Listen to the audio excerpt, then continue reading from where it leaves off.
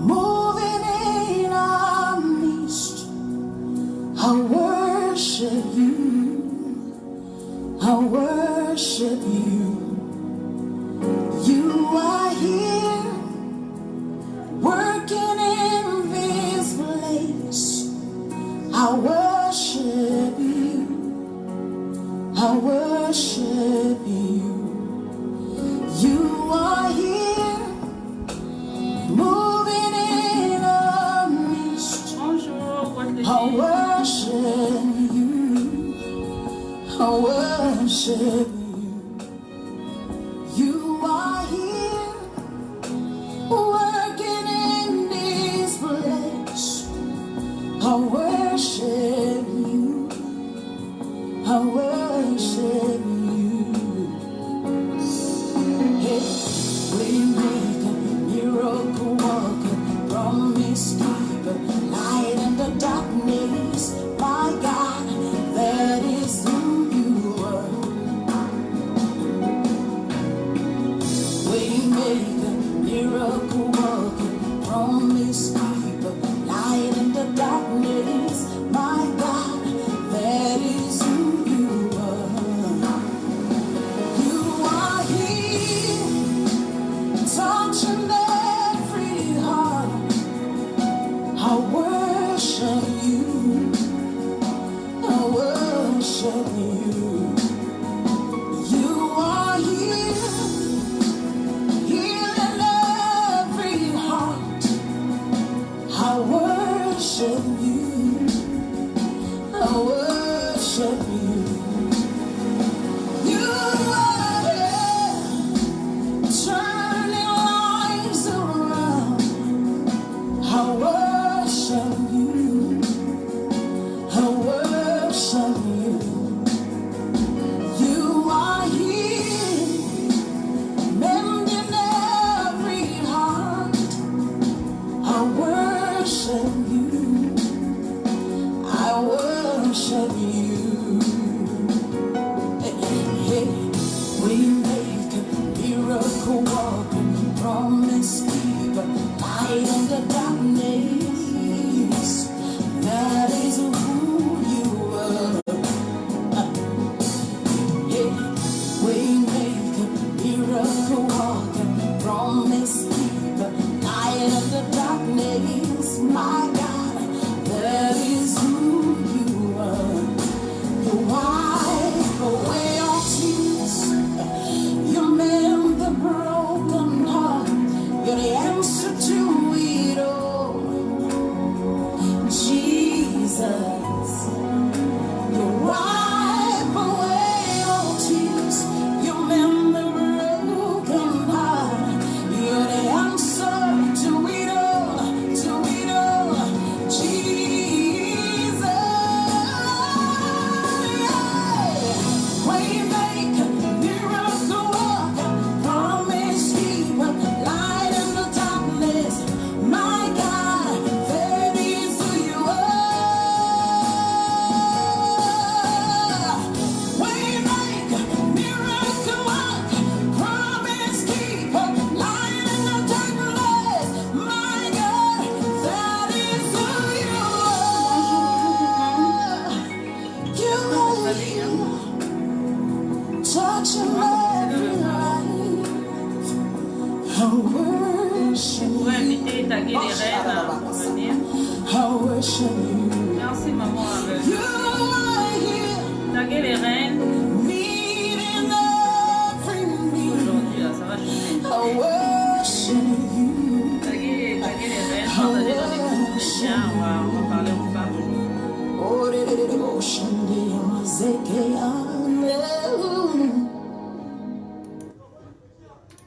Bonjour tout le monde, j'espère que vous allez bien, que ça va chez vous, que le dimanche se passe à merveille. Nous sommes à notre rendez-vous du premier dimanche du mois.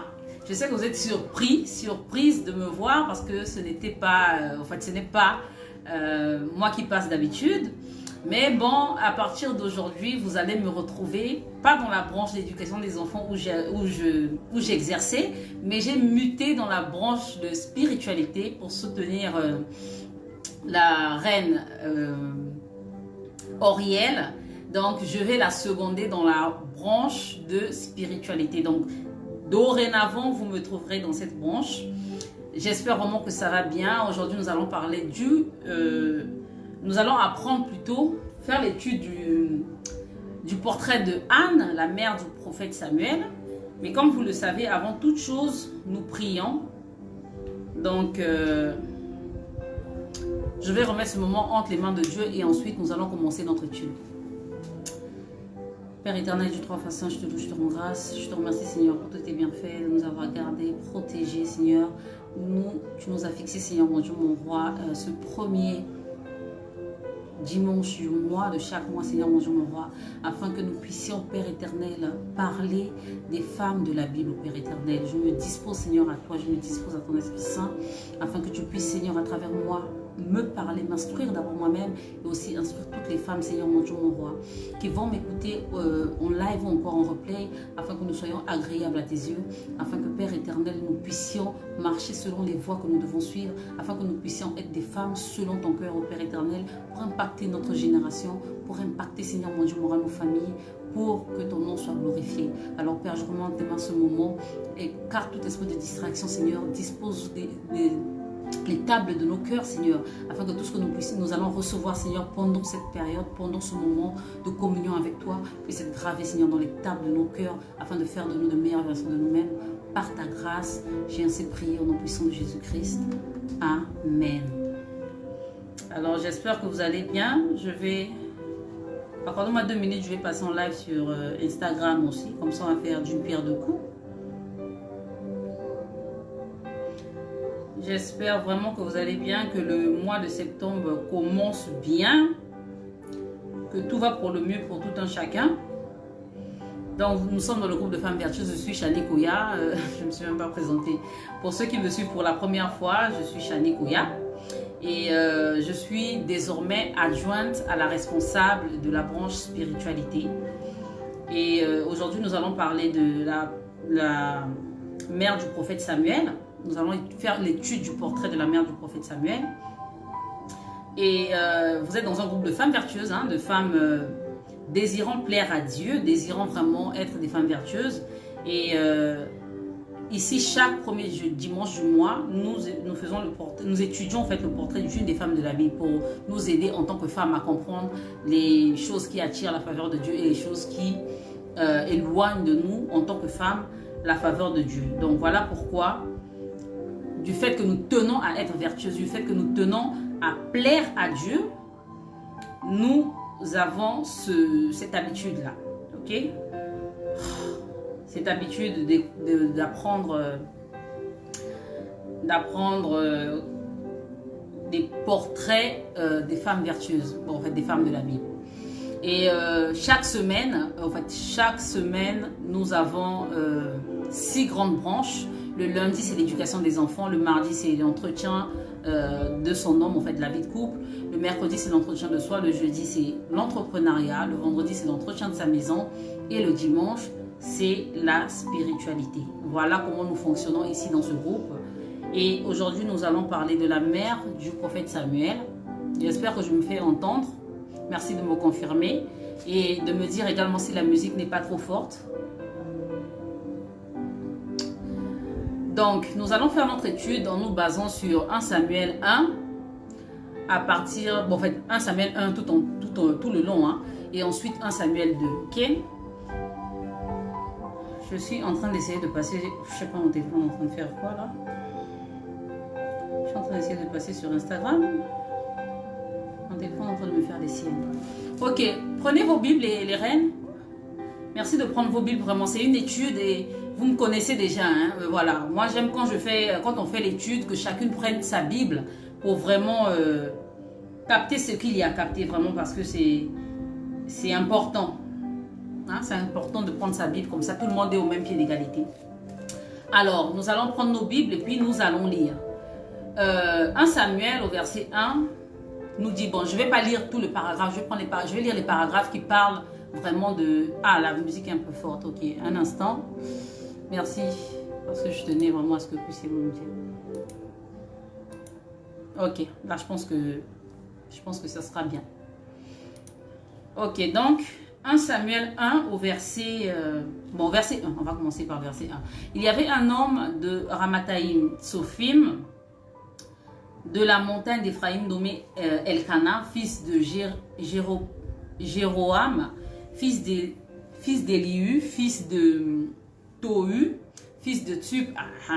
Il avait 2 femmes, excusez-moi, on va aller vite, hein, s'il vous plaît. Il avait 2 femmes, dont l'une s'appelait Anne et l'autre Pénina. Pénina avait des enfants, mais Anne n'en avait point. Donc, premier indice, au verset 2, Anne, c'était une femme stérile. Ok, on est bien conscient qu'on apprend le portrait. Donc, on va faire attention à tout pour que vous puissiez bien comprendre. Donc, au verset 5, on dit, « Mais il donna à Anne une portion double, car il aimait Anne, que l'Éternel avait rendue stérile. » Donc, Elkana, il avait l'habitude d'aller chaque année faire son sacrifice à Dieu. Et quand il allait faire son sacrifice, il prenait une portion pour donner à chacune de ses femmes. Mais quand il donnait à chacune de ses femmes, il prenait une grande portion pour donner à Anne. Pourquoi? Parce qu'il l'aimait. Donc, le deuxième indice à savoir, c'est que Anne, c'était une femme qui était aimée par son mari. Et elle était la préférée. En fait, elle avait une rivale, mais elle était la préférée de son mari. Ok? Au verset 6, sa rivale lui prodiguait des mortifications pour la porter à s'irriter de ce que l'Éternel l'avait rendu stérile. Donc, malgré que sa rivale se moquait d'elle, pour appuyer sur la plaie, se moquer, à lui dire, ah, toi tu es stérile, moi j'ai des enfants, toi tu n'as pas d'enfants, et toutes les choses comme ça. Anne avait une attitude vraiment qui m'a plu, c'est qu'elle savait garder son calme. Elle savait vraiment garder son calme. Le verset 7 nous dit, et toutes les années, il en était ainsi. Donc chaque fois qu'ils allaient rendre grâce à Dieu, à la montagne, à la maison de l'Éternel, sa rivale Pénina se moquait toujours d'elle. Donc, chaque fois qu'Anne montait à la maison de l'Éternel, Pénina la mortifiait de la même manière. Qu'est-ce qu'elle faisait? Elle pleurait et ne mangeait point. Elkana, son mari, lui disait, « Anne, pourquoi pleures-tu et ne manges-tu pas? Pourquoi ton cœur est-il attristé? Est-ce que je ne vaux pas pour toi mieux que 10 fils? » Donc, quand on voit en fait ce que Anne était en train de vivre, on se rend compte qu'elle avait la maîtrise de soi. Parce qu'on se connaît entre femmes. Hein? Déjà, d'abord, avoir une rivale, d'abord, pour nous, c'est tout un problème. Mais imaginez que vous avez une rivale, que vous êtes stérile, et puis cette rivale-là se moque de vous, et puis vous vous taisez. Entre nous, on se connaît. En tant que femme, du fait qu'elle savait qu'elle était la préférée de son mari, elle pouvait, comment on appelle, mal réagir, dans le sens où se dire à Pénina, ouais, tu as des enfants, mais malgré que tu lui as fait des enfants, c'est moi qui l'aime. Maintenant, elle gardait son calme. Elle ne répondait pas, à Pénina, sa rivale. Merci Reine Oriel, bienvenue parmi nous. Donc, on voit dans le verset 7 que pendant que sa rivale se moquait d'elle, elle pleurait et elle ne mangeait pas. Donc ça prouve qu'elle était sensible. Parce que les femmes, elles s'en foutent. Même si tu l'insultes, mon cher, elle t'insulte pour mettre dessus. Elle t'insulte et puis ça ne va pas quelque part. Parce qu'elle sait que son mari l'aime. Mais elle pleurait. Donc ça veut dire que ce que Pénina lui disait, ça lui touchait. Donc Anne était une femme qui était sensible. Elle avait la maîtrise de soi. Pourquoi? Parce qu'on l'insultait, elle ne répondait pas. Elle savait garder son calme. Elle était sensible. Ouais, elle était sensible, ok? On va aller au verset 9. Le verset 9 dit... Anne se leva après que l'on eut mangé et bu à Silo. Le sacrificateur Élie était assis sur un siège près de l'un des poteaux du temple de l'Éternel. Donc, elle se leva, elle n'avait pas mangé, hein. Elle allait s'asseoir, les gens ont mangé et elle a attendu que tout le monde finisse de manger pour se lever de la table et aller prier. Donc ça montre qu'elle était polie. Ok? En tant que femme, il faudrait que vous appreniez à être polie. Donc vous devrez apprendre à garder votre calme en tant que femme, si vous voulez être une femme vertueuse. Vous devez apprendre à avoir la maîtrise de soi. Vous devez... bon, ce n'est pas mauvais d'être sensible. Voilà, en tant que femme, c'est toujours important qu'une femme soit sensible parce que les femmes qui sont trop zouzou là, vraiment, c'est pas intéressant. Hein. Une femme doit apprendre à être sensible. Vous devez être poli. Poli, c'est très, très, très important. Ok? Donc, on arrive au verset 10. Le verset 10 nous dit... je vais recommencer au verset 9. Le sacrificateur Élie était assis sur un siège près de l'un des poteaux du temple de l'Éternel. Et l'amertume dans l'âme, elle pria l'Éternel et versa des pleurs. Donc, l'amertume dans l'âme, ça veut dire qu'elle avait le cœur brisé, elle avait le cœur contrit, comme le dit le psaume, on dirait 24, comme ça. Donc, elle pria l'Éternel. Ce n'est pas par hasard que la Bible nous a fait comprendre qu'il y avait un prophète à côté d'elle. Mais malgré qu'il y avait le prophète là, elle est allée se confier à l'Éternel. Or, en tant que femme de nos jours, on se connaît. Tu as un problème avec ton mari, bien tu as un problème dans ton foyer. La première des choses que tu vas faire, homme de Dieu, mon mari a fait ci. Mon mari, par exemple, il y a la stérilité, on n'arrive pas à avoir des enfants. Mon mari, c'est comme ça. Homme de Dieu, impose-nous la main. Homme de Dieu, il faut prier pour nous. Oh, mon mari est infidèle, mon mari est ceci. Généralement, c'est ce que les femmes font. Mais Anne nous apprend qu'il faudrait avoir une intimité avec Dieu. Elle nous apprend qu'il faudrait ne pas se confier en l'homme, mais se confier à Dieu. Tel que la parole de Dieu dit, heureux celui qui se confie en l'Éternel. Mieux vaut se confier à l'Éternel que de se confier aux hommes. Anne avait compris ça. Elle a compris ça et elle est allée vers l'Éternel. Elle a commencé à pleurer, elle a commencé à prier. Le verset 11 nous dit, elle fit un vœu en disant, Éternel des armées. Elle appelait Dieu par son nom. Parce que il a plusieurs noms, mais le nom Éternel des armées, je ne sais pas c'est dans quel passage, mais il dit, c'est mon nom de génération en génération. Donc le simple fait même qu'elle appelle par Éternel des armées montre qu'elle connaissait Dieu. Donc elle dit, Éternel des armées, si tu daignes regarder l'affliction de ta servante, si tu te souviens de moi et n'oublie pas ta servante, et si tu donnes à ta servante un enfant mâle, je le consacrerai à l'Éternel tous les jours de sa vie, et le rasoir ne passera point sur sa tête. On va bien lire ce qu'elle a écrit, elle a dit. Donc, quand on lit sa prière, on voit que Anne, elle suggère, elle n'impose pas à Dieu. Voilà encore les autres erreurs. C'est pour ça qu'on dit qu'on ne reçoit pas parce qu'on ne s'est pas demandé. Elle suggère à Dieu. Elle dit, si tu fais ça pour moi, voilà ce que je ferai. Elle dit pas, Seigneur, si tu ne fais pas ça, tu vas, comment ça s'appelle? Je ne vais plus te prier. Seigneur, c'est vraiment si tu ne décomptes pas la situation, c'est que tu n'es pas Dieu. Seigneur, vraiment si tu es Dieu, tu dois... Non, il faudra apprendre à prier. Il faudra apprendre à véritablement prier en respectant Dieu. Parce que tu veux pas. Oh. Tu dis, Seigneur, si tu es Dieu, il faut faire ci. Si il veut, il va faire. Si il veut, il ne fait pas. Et puis ça ne va pas changer. Il va toujours rester Dieu. Voilà les choses qu'en tant que personne, on ne comprend pas. Voilà, on est là, on prie bêtement. Et on ne reçoit pas simplement. Donc en tant que femme, quand tu fais ta prière, il faut savoir que tu dois suggérer. Deuxièmement, quand elle prie, elle dit, si tu donnes à ta servante un enfant mâle, elle a précisé. Elle a précisé ce qu'elle voulait. Donc elle pouvait dire, Seigneur, donne-moi un enfant, que ce soit une fille ou un garçon. Mais elle voulait un fils. Donc quand tu pries en tant que femme, il faut être précise dans la prière. Il ne faut pas multiplier les paroles vaines. Comme dit la parole de Dieu, il ne faut pas multiplier les paroles vaines, mais il faut être précise. Demande à Dieu exactement ce que tu veux. Et plus bas, on dit, je le consacrerai à l'Éternel pour tous les jours de sa vie et le rasoir ne passera point sur sa tête. Elle a déclaré. Donc, elle a suggéré dans sa prière. Elle a suggéré, pardon. Elle a été précise et elle a déclaré que si tu me donnes, Seigneur, s'il te plaît de me le donner, je te promets que je vais agir ainsi. Non seulement je vais te le confier, mais le rasoir ne passera pas sur sa tête.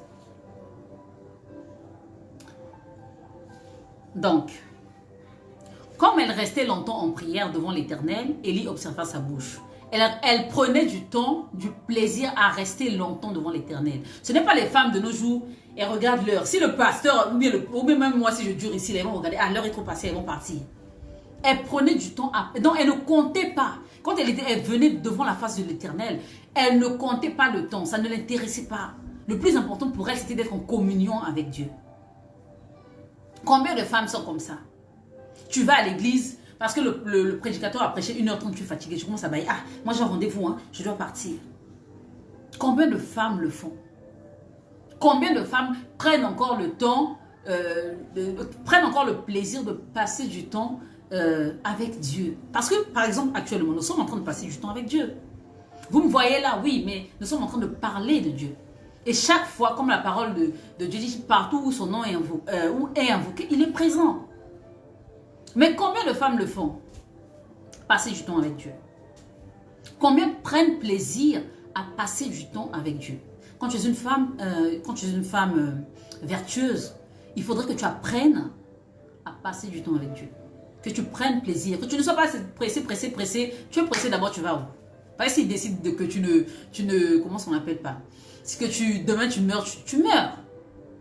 Donc, en tant que femme vertueuse, apprenons à prendre plaisir à passer du temps avec Dieu.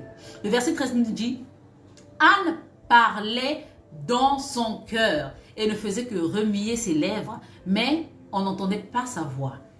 Élie pensait qu'elle était ivre. Anne parlait dans son cœur, elle faisait quoi? Elle faisait la prière, ce qu'on appelle la prière silencieuse. Et c'est une des prières les plus efficaces de toutes les prières. Si vous ne le savez pas, je vous apprends aujourd'hui. Pourquoi? Parce que,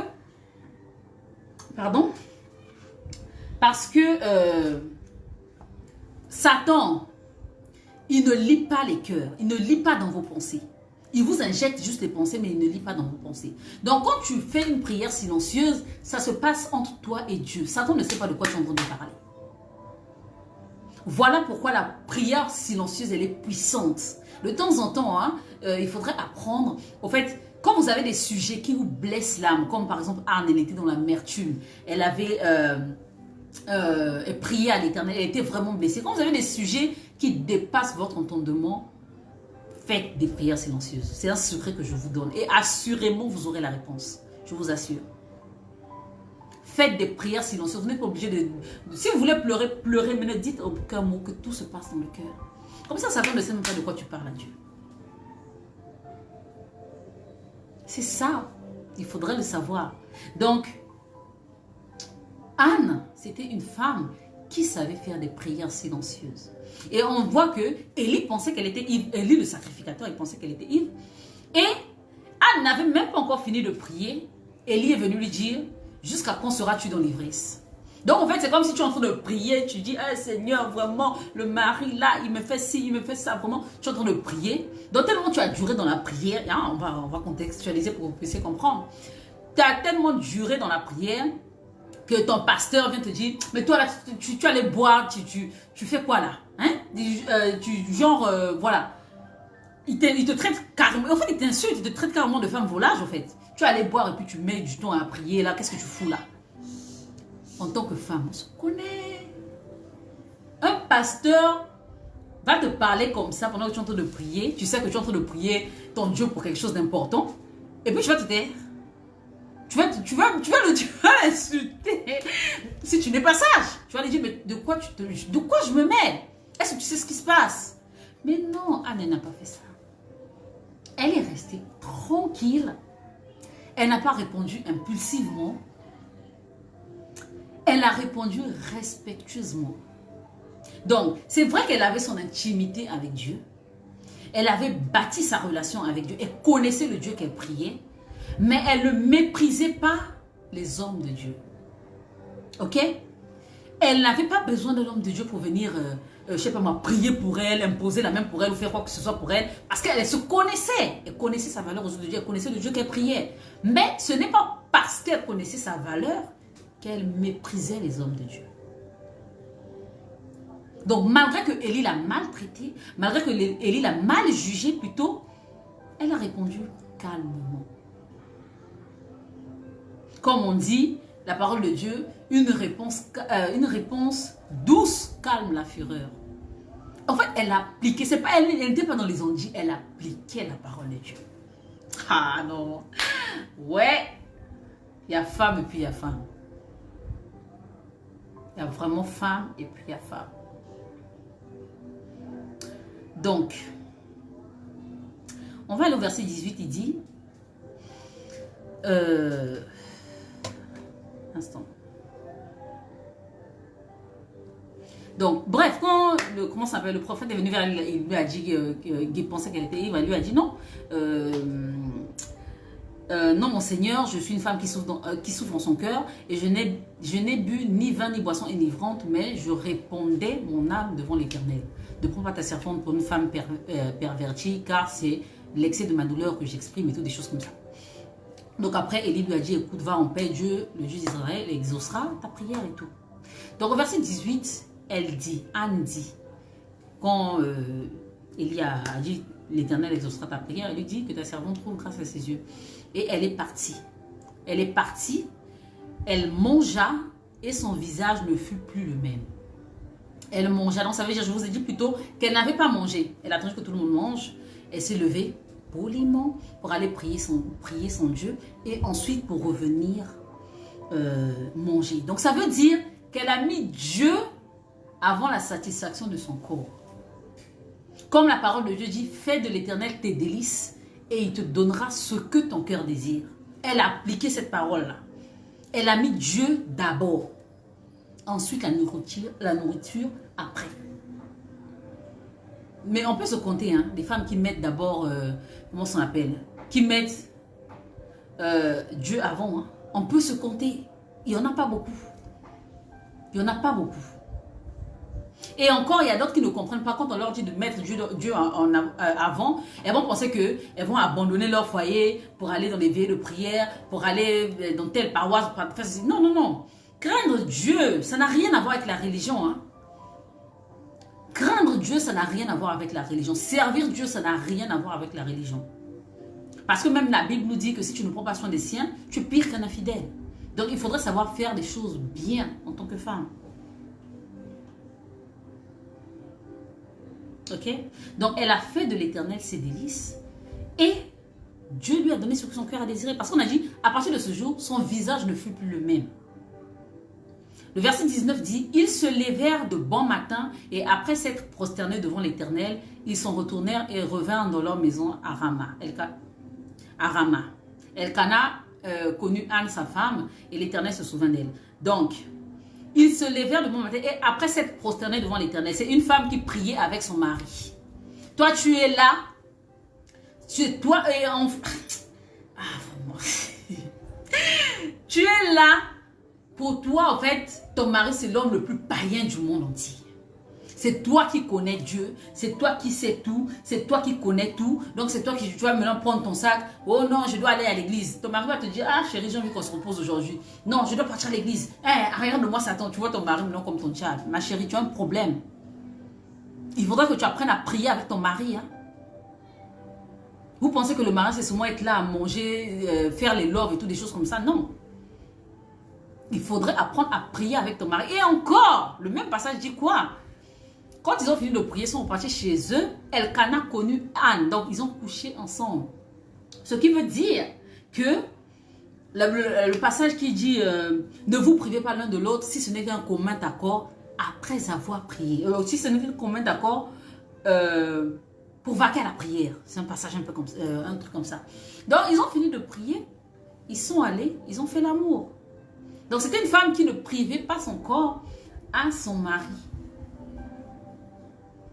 Parce qu'il y a des femmes, parfois, tu es tellement fâchée. Par exemple, tu n'as pas de boulot, tu n'as pas ceci. Donc, tout t'énerve, tu n'as plus envie que ton mari te touche. Il vient souvent, ah, pardon, je ne veux pas. Mais tu pensais que tu t'es parti dans le mariage, c'était pourquoi? Pour qu'il regarde tes dents. Ou pour qu'il regarde ton visage. Une femme vertueuse ne prive pas son homme de son corps, à moins que ce soit pour vaquer à la prière, ou encore parce que par exemple, elle est, comment on appelle, en période de menstruation et toutes des choses comme ça. Et encore, il faudrait avoir un homme qui craint Dieu. Hein. Dieu merci, Elkanah, c'est un homme qui craignait Dieu. Parce qu'un homme qui craint Dieu, quand tu lui dis que chérie, je suis fatigué, il te comprend, il ne te fait pas la guerre.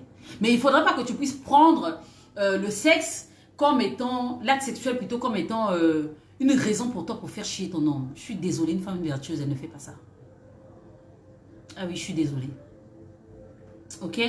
Donc, on va aller au verset 20. Dans le cours de l'année, Anne devint enceinte. Elle est tombée enceinte et elle enfanta un fils qu'elle nomma Samuel. Car elle dit, je l'ai demandé à l'Éternel. Elle n'a pas donné un nom bêtement. Tu as vu un joueur là-bas, Kylian Mbappé par exemple. Ah, il est trop beau. Je vais donner mon enfant le nom de Kylian. Tu as vu par exemple Eto'o, parce que oh non, je vais donner mon enfant le nom de Eto'o. Ah, parce que Drogba, ah, je vais donner mon nom le nom de Drogba. Mais tu es comment, mamie? C'est quand on va sortir de ce genre de réflexion? Vous pensez qu'un enfant lui donne le nom comme ça? Vous pensez que vraiment c'est sur un coup de tête qu'on donne à l'enfant le nom? Anne a nommé son fils en fonction de ce qu'elle a demandé à l'Éternel. Elle a choisi soigneusement le nom de son enfant. Et elle n'a pas oublié l'engagement qu'elle a pris avec Dieu. Donc, si tu as l'habitude de donner à tes enfants les noms des grands-pères, des grands-mères, des grands-tantes, de ceci, de cela, des joueurs, des footballeurs, de ceci, maman, réveille-toi.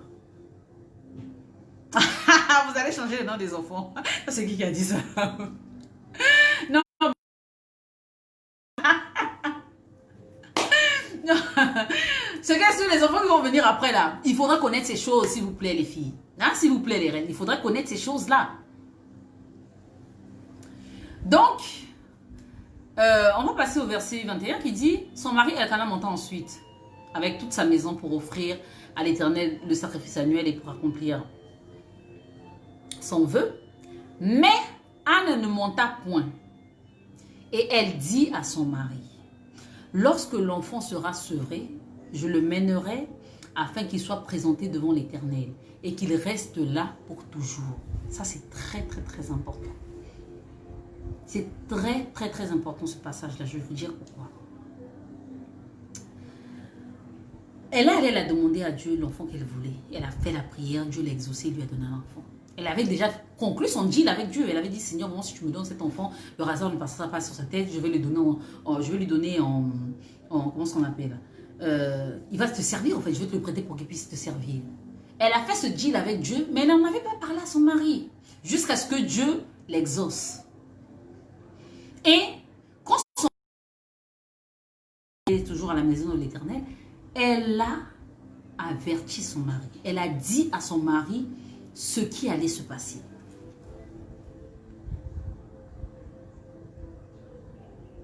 Et c'est voilà le piège où tombent beaucoup de femmes qui sont prophétesses. Beaucoup de femmes prophétesses qui manquent de sagesse brisent leur foyer à cause de ce genre de choses-là. Parce qu'elle se dit que comme je suis prophétesse, c'est moi qui sais tout, c'est à moi seul que Dieu parle. Et donc Dieu va lui révéler quelque chose, elle va aller, elle agit sans parler à son mari. Sans dire à son mari, ah papa, voilà la situation. Pour une femme qui n'était pas sage, elle pouvait dire, elle fait son enfant, elle dit, ah non mais comme l'enfant il n'est pas encore sevré, je ne peux pas aller à l'église avec toi, bon vas-y. Et ensuite quand l'enfant arrive, l'âge de l'enfant pour donner l'enfant à Dieu arrive, elle dit juste, bon, j'ai déposé l'enfant là-bas à l'église, hein, bon, il va servir Dieu. Elle informe juste. Anne n'a pas fait ça. Tandis que beaucoup d'entre nous, c'est ce qu'on fait. Donc, parce que Dieu t'a révélé quelque chose, paf, le matin, en même temps, tu prends tes décisions toi-même sans l'avis de ton mari. Mais tu es comment? Tu es comment? Tu penses que tu es agréable à Dieu? Il ne s'agit pas d'imposer ton choix, ta vérité, tes idées. Non. En tant que femme sage, il faudrait parler de toutes choses à ton mari. Ok? Comme dit souvent le pasteur Marcelo, même si ton mari est païen, personne ne t'avait demandé d'aller marier un païen. Même s'il est païen, c'est lui le chef. Même si tu es la plus grande prophétesse du monde entier. Même si tu es la plus grande prophétesse du monde entier, comme je dis, s'il est païen, tu es sous son autorité. Je suis désolée de te le dire. Dans tes prophéties là, tu n'as qu'à sauter puis tu vas caler en l'air. Dieu t'a montré quelque chose, tu ne prends pas des décisions sans ton mari, sans l'aval de ton mari, je suis désolée. Une femme sage ne fait pas ce genre de choses. Et Anne nous l'a bien montré. Elle respecte son mari et elle tient à informer son mari de ses décisions. Elle ne prend pas les décisions à la va-vite. Voilà, pour dire, bon, moi j'avais déjà fait mon deal avec Dieu, toi tu es qui? Non, je suis désolée. Dieu a son importance, oui, mais son mari aussi, ton mari aussi a sa place. Ton mari aussi a sa place. Et quand vous ignorez toutes ces choses-là, vous dérangez vos foyers. Après, le mari, le monsieur a changé. C'est, oh non, il est comme ceci. Ah, il est comme cela. Mais toi, maintenant, est-ce que tu te remets en question? Comment tu traites le mari? Est-ce que tu prends la peine de lui parler de tes décisions? Est-ce que tu discutes avec lui? Comment tu te comportes? Mais parce que tu as fait un rêve, bon, c'est toi seulement que Dieu parle. C'est seulement à toi que Dieu parle. Donc, bon, là, lui, de toute façon, lui, il ne prie pas dans mon cher, même si je lui dis qu'est-ce que ça va faire. Je suis désolée. Qui t'a envoyé d'aller marier un païen? Personne. Personne ne t'a envoyé marier un païen. Quand tu as pris ta décision, tu es allé marier un païen. Donc, même si tu es la plus grande prophétesse, tu es au-dessous de l'autorité de ton mari. Donc, tu ne prends pas des décisions sans en parler. Donc, moi, j'insiste dessus. Pourquoi? Parce que les femmes de nos jours, c'est incroyable. Avec l'affaire de l'autonomisation de la femme et tout, des choses comme ça, on confond tout. On confond vraiment tout et on devient de mauvaises femmes. À penser que ton mari n'a rien à dire. Non, parce que j'ai ma mission de vie. Je suis une femme indépendante. Je suis une femme impactante. Donc, vraiment, il n'a rien à dire et toutes les choses. Ça va, dans ta tête, là, ça va. Si tu es une femme indépendante, impactante, ne te marie pas. Tu cherches le mariage pour faire quoi? Faut pas te marier. Si tu sais que tu ne peux pas te soumettre, ne te marie pas. Si tu es trop arrivé là, tu as trop d'argent, tu as trop... ne te marie pas. Laisse l'enfant de trouver. Quelqu'un d'autre va venir le respecter. Vraiment, changeons, hein, mesdames. Changeons, pardon, s'il vous plaît, c'est important. Vous ne connaissez pas, je parle. C'est important, changeons, les dames. Respectons nos hommes. Respectons nos maris. Ok? On va prendre le verset 24 qui dit: quand elle l'eut sevré, elle le fit monter avec elle et prit 3 taureaux, un épha de farine et une outre de vin. Elle le mena dans la maison de l'Éternel à Silo. L'enfant était encore tout jeune. Ils égorgèrent les taureaux, ils conduisirent l'enfant à Élie. Anne dit: mon Seigneur, pardon, aussi vrai que ton âme vit, mon Seigneur, je suis cette femme qui me tenait ici près de toi pour parler à l'Éternel, pour prier l'Éternel. Excusez-moi. C'était pour cet enfant. C'était pour cet enfant que je prie. Et l'Éternel a exaucé ma prière que je lui ai adressée. Aussi, je veux le prêter à l'Éternel. Il sera toute sa vie prêté à l'Éternel. Et ils se prosternèrent là devant l'Éternel. Donc, ce passage m'a permis de comprendre au fait que c'est une femme qui tient sa promesse à Dieu. C'est pas une femme qui dit: ah Seigneur, donne-moi le boulot, donne-moi le boulot. Dès que si tu me donnes le boulot, mon premier salaire, je vais faire un don aux orphelins. Dès que le premier salaire vient, c'est là où tu vois maintenant qu'il te manque les mèches, il te manque les talents, il te manque des chaussures, il te manque des sacs. Et tu oublies la promesse que tu avais faite à Dieu. Tu commences à penser à toi. Ah ouais, il faut que je puisse faire ceci, il faut que je puisse faire... Bon, de toute façon, le salaire prochain aussi, je pourrais faire ça. Hein. Je vais d'abord privilégier mes cheveux. Ma chérie, ah, si Dieu pouvait même... En fait, Dieu est bon à sa place, quoi. Parce que si c'était moi, Dieu avait fait ça, tu vas me te gifler. Tu fais une promesse, il faut la tenir. Prends exemple sur Anne. Si tu ne veux pas, tu sais que tu ne peux pas tenir une promesse, tais-toi. Ne dis rien. Mais quand tu fais une promesse, chien là, ne t'amuse pas avec. Que ton oui soit oui, que ton non soit non. En fait, Anne, c'est juste une femme qui a appliqué la parole de Dieu. Une femme avec une foi extraordinaire. Qui n'est pas dans les ribabarobobo pour rien. Qui ne va pas crier dans les églises et remplir les églises pour rien. Une femme qui a compris l'essentiel. Et le verset 26, tout ça, m'a fait comprendre qu'elle est très humble. Pourquoi? Elle est repartie vers le sacrificateur qui l'avait mal jugé. Pourquoi? Parce qu'elle reconnaît l'autorité du sacrificateur. Elle n'est pas attachée directement au sacrificateur pour dire que non, il faut que je prie pour moi et toutes les choses comme ça. Elle a sa relation avec Dieu, mais elle reconnaît l'autorité du sacrificateur. Il y a d'autres femmes, un homme de Dieu t'a insulté, tu vas encore aller donner ton enfant là-bas.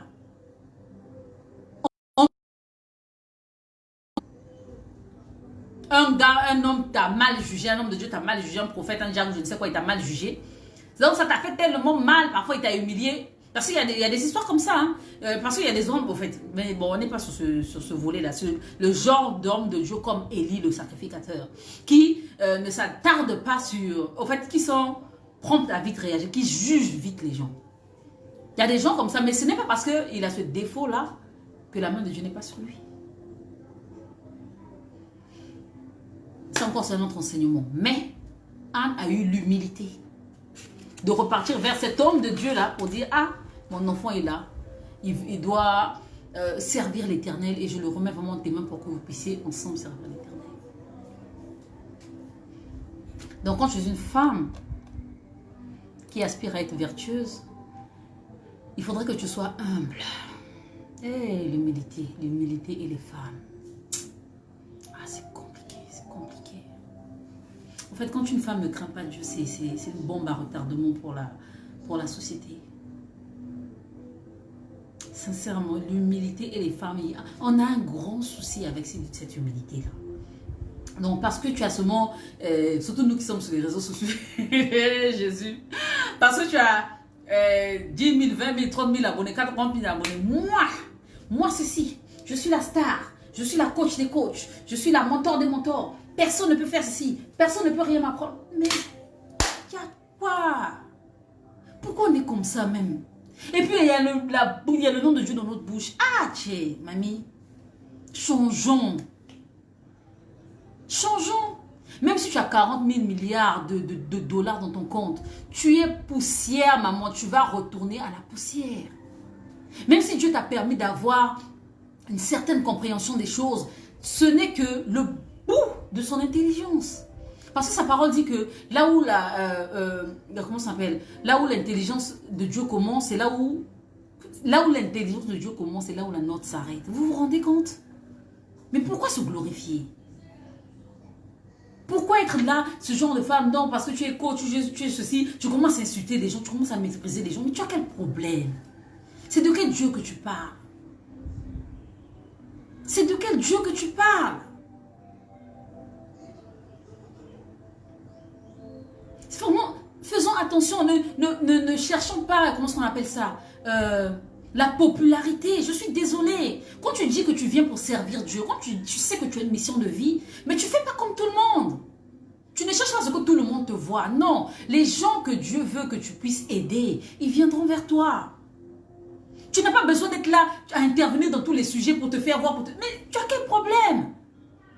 Dieu t'a dit que ta mission de vie, c'est de sauver les femmes. Quand tu es sur le net, parle des sujets qui sauvent les femmes. Il te dit que ta mission de vie, c'est d'emmener les enfants sur le droit chemin.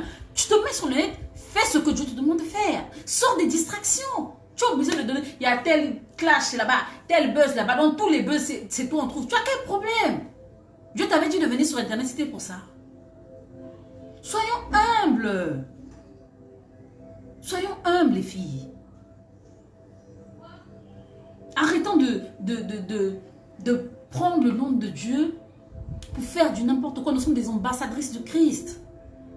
Quand tu es une ambassadrice de Christ, tu dois refléter ça par ton comportement. Je suis désolée. Tu ne peux pas être là à insulter les gens.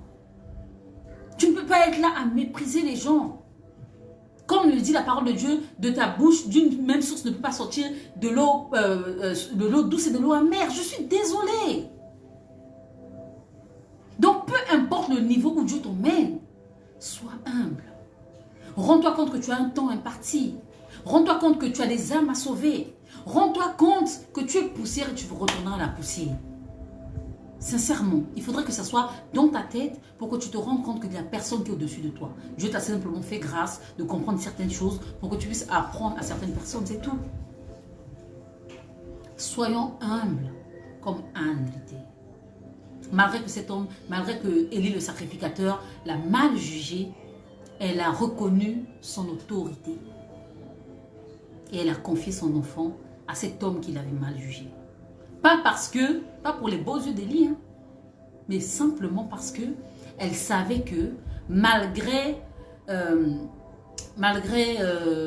fait que Élie n'était pas parfait, Dieu marchait avec lui. Parce que personne n'est parfait. Nous tous on cherche à plaire à Dieu. Nous tous on cherche notre salut. Personne n'est parfait. Donc ce n'est pas parce que quelqu'un a agi d'une manière que tu vas le juger de cette manière. Et puis bon bref, c'est encore toute autre chose, mais soyons humbles, ok? On va prendre 2 Samuel au verset 1. Bon là je ne suis pas sûre que je vais lire. De 1 à 10, Samuel, Anne prie. Je vous ai dit de prendre vos Bibles, hein, s'il vous plaît. Donc 2 Samuel 1, du verset à partir de 1 jusqu'à 10, il est quelle heure? Il est 42. Est-ce que je peux lire? Anne est en train de prier. Ok, bon, on va écouter la parole. On va écouter la prière de Anne.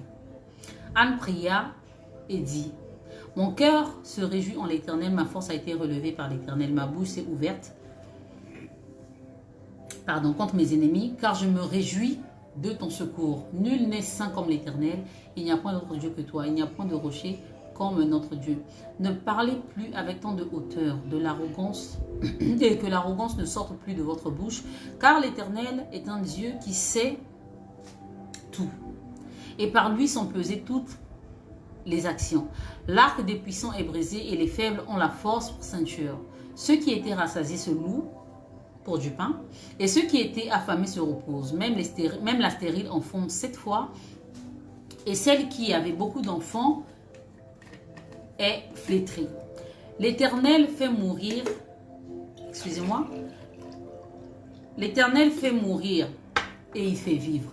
Il fait descendre au séjour des morts et il en fait remonter. L'Éternel appauvrit et enrichit, il abaisse et il élève. De la poussière, il retire le pauvre. Du fumier, il relève l'indigent pour le faire asseoir à la table des grands. Et il leur donne en partage un trône de gloire, car à l'Éternel sont les colonnes de la terre, et c'est sur elle qu'elle a posé le monde. Il gardera les pas de ses bien-aimés, mais les méchants seront anéantis dans les ténèbres, car l'homme ne triomphe point par la force. Les ennemis de l'Éternel tomberont du haut du ciel, ils lanceront sur eux son tonnerre. L'Éternel jugera les extrémités de la terre, il donnera la puissance à son roi, et il relèvera la force à son oint. Excusez-moi, je vais boire un peu d'eau, s'il vous plaît.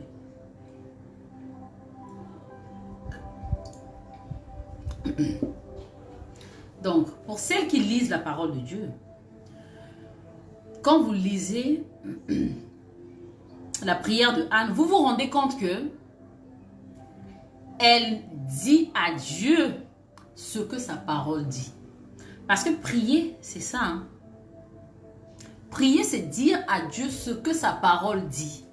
Donc, à travers sa prière, on sent qu'elle est assise dans la parole de Dieu. On sent qu'elle sait de quoi elle parle. On sent qu'il y a une intimité avec Dieu. Et une femme comme ça, mais Dieu ne peut que l'exaucer. Peu importe le temps que ça prend, Dieu ne peut que l'exaucer. Parce que Dieu dit dans sa parole qu'il ne faudrait pas que nous puissions multiplier de vaines paroles. Il a horreur de ça. Parce que quand on vient vers lui pour prier, il sait même déjà de quoi nous allons parler. Mais nous les femmes, c'est toujours nous. Tu vas aller à l'église. Ouh, Jésus. Ouais, et puis, elles ne savent pas se taire, Jésus. Hein? La manière dont elle va se mettre à crier dans l'église pour prier, pour chasser tous les démons, pour prendre les balins, pour chicoter je ne sais quoi. Tu vas te dire que la femme là, vraiment, elle doit être merveilleuse. Mais il faut la prendre, la mettre dans ton foyer, elle va te montrer. Elle va te montrer la merveillosité que tu as vue à l'église. Jésus. Il ne s'agit pas de prier de multiplier les vaines paroles pour ne rien dire. Il faudra apprendre à prier avec son cœur, à dire à Dieu ce que sa parole dit. Prions Dieu avec notre cœur. Est-ce que tu vas à l'église pour impressionner quelqu'un? Tu es là, tu cries, il n'y a que ta voix qu'on entend là. Tu as quel problème? Tu as quel problème? Et encore, l'église, c'est pour la communion fraternelle, je vous le dis tout le temps. Le plus important, là, c'est ce que tu fais dans les 4 murs de ta maison. Tu vas monter. Il y a même des sœurs qui sont magnifiques. Elles sont à l'église, elles sont comme ça. Eh Seigneur Jésus-Christ, roi des rois. Seigneur mon Dieu. Mais Jésus. Que Dieu nous aide. Donc, tu filmes là, c'est pourquoi? Ou bien c'est en filmant là, tu vas envoyer la vidéo à Dieu pour qu'il voie comment tu pries, quoi. Les filles, vraiment sortons de la distraction. Prenons Dieu au sérieux. Apprenons à lire la parole de Dieu, à méditer la parole de Dieu. Apprenons à chercher nous-mêmes Dieu, à créer cette intimité-là qui fait qu'il y a une distinction entre toi et les autres. À créer cette intimité de façon à ce que quand tu t'adresses à Dieu, il t'écoute. Donc, parmi la voix de plusieurs, quand tu t'adresses à ton Dieu, il y a la particularité. La particularité de ce que tu lis sa parole, de ce que tu lui dis sa parole. La particularité qui fait qu'il te reconnaît parmi plusieurs. Et cette particularité-là, ça vient de la parole de Dieu. Il faudrait que tu aies la parole de Dieu dans ta vie. Il faudrait que tu aies la parole de Dieu dans ta vie. C'est très important. On va chercher à finir. On va descendre rapidement au verset 19 qui dit, bon 18, Samuel faisait le service devant l'Éternel et cet enfant était revêtu d'un éphod de lin. Sa mère lui faisait chaque année une petite robe et la lui apportait en montant avec son mari pour offrir le sacrifice annuel. Donc ça veut dire que elle prenait soin de son enfant. Ouais. Elle prenait soin de son enfant. Donc il ne s'agit pas simplement de faire les enfants pour les faire. En tant que femme, il faut apprendre à prendre soin de son enfant. C'est très important, je ne vais pas rentrer encore dans les détails. Et le 20 dit, Élie, le sacrificateur qui avait mal jugé Anne, bénit Elkana et sa femme en disant que l'Éternel te fasse avoir des enfants de cette femme pour remplacer celui qu'elle a prêté à l'Éternel. Et ils sont retournés chez eux. Lorsque l'Éternel eut visité Anne, elle devint enceinte et elle enfanta 3 fils et 2 filles. Donc, je vous ai dit plutôt que une réponse douce, c'est Proverbe qui le dit, une réponse douce calme la fureur. Donc, la réponse douce qu'elle avait donnée à Élie a fait en sorte que Élie n'a pas eu du mal à intercéder pour elle, à la bénir. Et non seulement elle lui a répondu, elle lui a donné une réponse douce quand Élie lui avait mal jugé, quand Élie l'a mal jugé plutôt. En plus de cela, elle s'est humiliée, elle est venue donner encore son enfant à ce même Élie qui l'avait mal jugé. Et fort de cela, Élie a béni les entrailles de Elkana et de Anne. Il a dit vraiment que l'Éternel remplace. Et l'Éternel a considérablement remplacé. Il lui a donné 5. Et 5 couplets. Tranquille. Vous pensez que si elle avait manqué du respect à Élie, si elle avait insulté, si elle avait répondu selon son humeur, vous pensez vraiment que Élie l'aurait béni? Élie ne l'aurait pas béni. Donc elle n'a pas raté sa bénédiction à cause de son humilité, à cause de sa politesse, à cause de sa maîtrise de soi, à cause de son calme. Je vous exhorte à être ce genre de femme. Ce genre de femme de foi. Ce genre de femme qui ne court pas vers tous les hommes de Dieu là. Non, non, non. Ce genre de femme qui prennent plaisir à lire la parole de Dieu. Ce genre de femme qui savent s'agenouiller elles-mêmes pour intercéder pour sa vie, pour la vie de ses enfants, pour la vie de son mari, pour la vie de sa famille. Soyons ce genre de femme. Pour que l'Éternel nous mette à part. Arrêtons d'être là. Daddy ceci, daddy cela. C'est toi qui as tous les daddy de la terre. Mais tu as quel problème? Au lieu de te fixer, te concentrer sur Jésus-Christ, c'est hey, j'ai fait tel rêve, et il faut que j'appelle tel prophète. C'est toi qui as le numéro de tous les hommes de Dieu. Et c'est comme ça, on vous prend, on vous couche, on vous couche, on vous couche, on vous couche. Vous arrivez à 35 ans, 40 ans, vous n'êtes pas marié, vous n'avez pas de stabilité, et vous commencez à dire l'église c'est comme ça, vous allez d'église en église. Mais attendez, grandissons. C'est jusqu'à quand on va rester au lait? Grandissons. Ces hommes de Dieu qui lisent la parole de Dieu, qui prêchent chaque dimanche là, ils ont plus des yeux que toi. Même si tu es même illettré, aujourd'hui, il y a la Bible au jour. Apprends toi-même. Ça te coûte quoi de prendre même 1 heure par jour pour méditer la parole de Dieu? Ça te coûte quoi? Arrêtez de donner une autorité spirituelle aux gens à qui vous ne connaissez même pas l'assise. Parce que quand vous dites par exemple à un homme de Dieu, je vais vous le dire ici, je ne sais pas si vous le savez, quand tu dis à un homme de Dieu, prie pour moi, même si c'est un homme, même si c'est une femme, dis à cette personne, prie pour moi, ça veut dire que tu lui donnes l'autorisation de dire ce qu'il veut dans ta vie. Donc même s'il dit que, je vais raconter par exemple une histoire, par exemple tu as besoin d'un homme, tu es fatigué, tu as envie de te caser, tu as besoin de stabilité sentimentale, tu vois, ça arrive à tout le monde ça. Donc tu as besoin de stabilité sentimentale, tu vas à l'église, bon tu vois ton pasteur, ton prophète et puis je ne sais quoi, je sais pas. Tu vas, tu dis, homme de Dieu, prie pour moi. J'ai besoin d'un mari. Parce que bizarrement aussi les femmes là, elles parlent, tu vas tout dire, même la prière, oh non c'est magnifique. J'ai besoin d'un mari. Et donc je vais vous raconter, c'est l'histoire d'une sœur que je connais. Hein. Elle avait un problème de stabilité sentimentale et elle allait vers un prophète de l'église. Elle a dit au prophète qu'elle voulait vraiment se caser, elle voulait vraiment prier, elle voulait vraiment avoir un mari. Donc je reviens sur les commentaires. Donc le prophète, quand il a dit ça, le prophète lui il a kiffé sur la go. Ah, c'est un garçon et lui aussi il veut femme. Donc mon cher, il est venu, il a prié de façon à ce que cette femme là puisse l'appartenir. Tandis que lui, il était même pas un vrai faux. Il couche avec toutes les femmes et toutes les choses comme ça. Donc la fille, il lui a donné des cérémonies, des bains, des trucs de façon bizarre à faire. Et la fille a fait.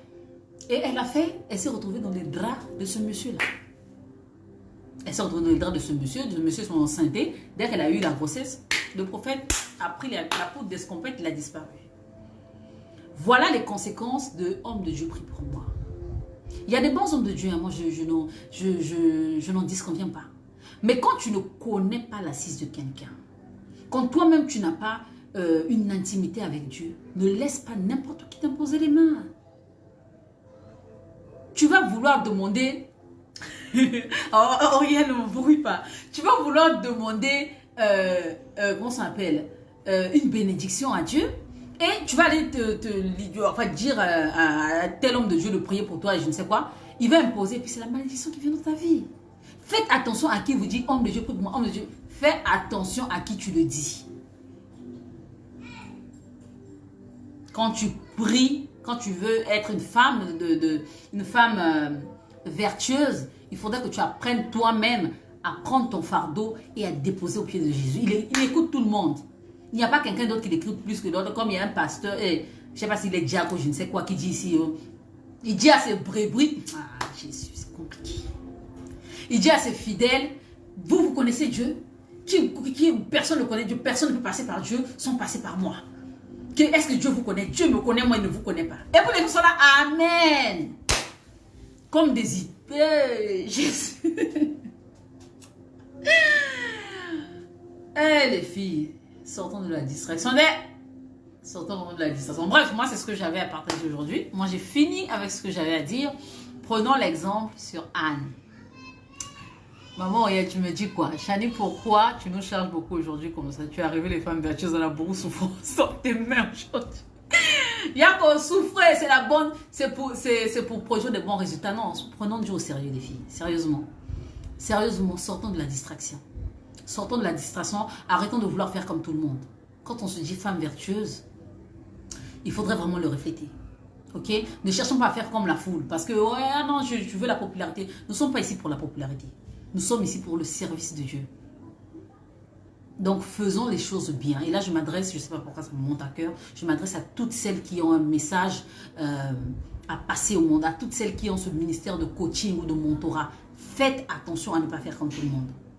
Ne cherchez pas la popularité. Parce que le plus important, c'est de sauver les âmes. Donc, même si dans tous ceux qui te suivent, tu as une seule âme que tu as sauvée, c'est le royaume de ceux que tu remplis. Et c'est 1000 la parole de Dieu dit quoi? Quand tu emmènes une âme à Dieu, Dieu efface une multitude de tes péchés. Donc, soyons focus sur l'œuvre de Dieu, les filles.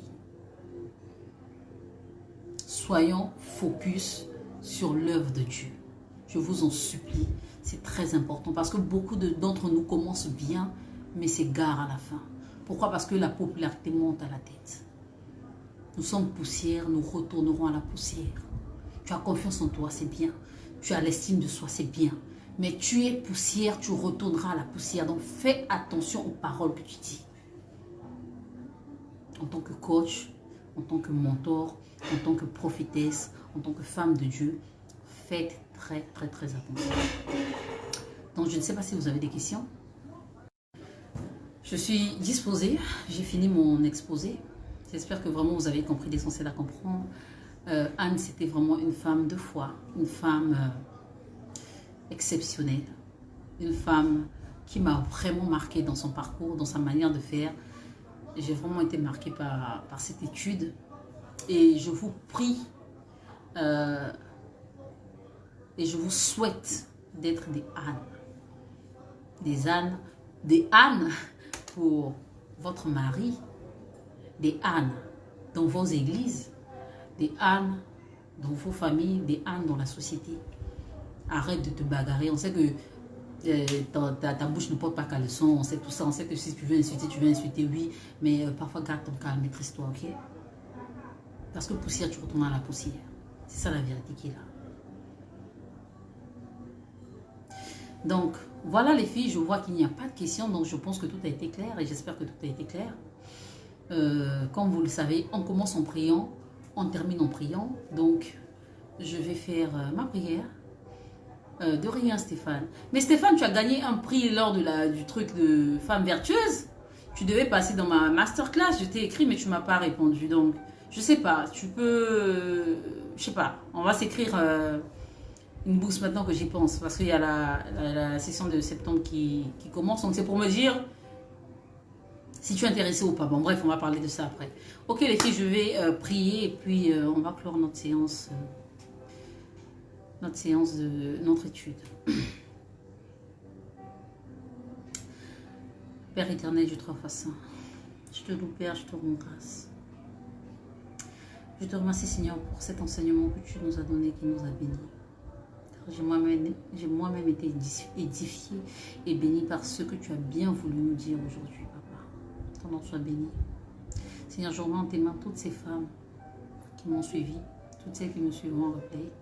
Et je te prie, au Père éternel, d'établir sur la table de leur cœur ces paroles, afin de faire d'elles de véritables femmes vertueuses, au Père. Afin de faire des femmes qui sauront impacter leur génération, des femmes qui sauront, Seigneur mon Dieu, mon roi, impacter leur vie de famille, impacter la société positivement. Des femmes qui amasseront des foules, au Père éternel, pour les ramener vers toi, Seigneur. Fais de nous des femmes à part, des femmes de distinction, des femmes d'impact, des femmes craignant ton nom, des femmes soumises, des femmes ayant la maîtrise de soi, des femmes calmes, des femmes qui ne sont pas querelleuses, des femmes, Seigneur, qui ne sont pas orgueilleuses. Ô Père éternel, façonne-nous. Façonne-nous, Seigneur. Nous sommes l'argile, Dieu le potier. Façonne-nous de façon à ce que nous soyons des ambassadrices de Christ, au Père, et que à travers nous, les vies soient changées. Père, merci pour cet enseignement. Merci pour tout ce que tu fais pour nous. Sois loué, sois adoré, Père, aujourd'hui et jamais. Au nom puissant de Jésus-Christ, j'ai prié. Amen. Merci les filles, merci d'avoir été là. Suivez en replay, en boucle, comprenez l'essentiel à comprendre. Demain, on recommence notre routine hebdomadaire.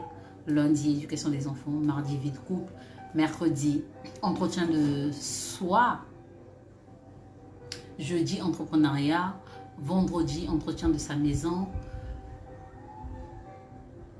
Samedi, c'est quartier libre. Et dimanche, c'est spiritualité. Donc, comme je vous l'ai dit, j'étais la responsable de la branche éducation des enfants. Mais maintenant, je suis la subalterne de Reine Auriel. Donc, nous sommes nous deux dans la branche de spiritualité, et dans la branche d'éducation des enfants, nous avons comme responsable maman Fanny, et comme adjointe maman Véronique. Donc, vous pouvez intervenir. C'est une plateforme où on donne l'opportunité à toutes les femmes de s'exprimer, à toutes les femmes de donner le message qu'elles ont à cœur. Servir Dieu, ce n'est pas seulement dans les églises, dans les 4 murs d'une église, non. Servir Dieu, c'est dans la vie de tous les jours. Pardon. Et nous avons mis à votre disposition Femmes Vertueuses, la page comme le groupe où vous pourrez passer, où vous pouvez vous exprimer, que ce soit même dans le business. On a une nouvelle rubrique aussi, le dernier jeudi du mois. Vous voulez présenter un de vos business, vous venez vous présenter votre business. Prenons les choses en main, les filles. Prenons les choses en main et faisons l'œuvre de Dieu comme il se doit. Allez, portez-vous bien et à la prochaine.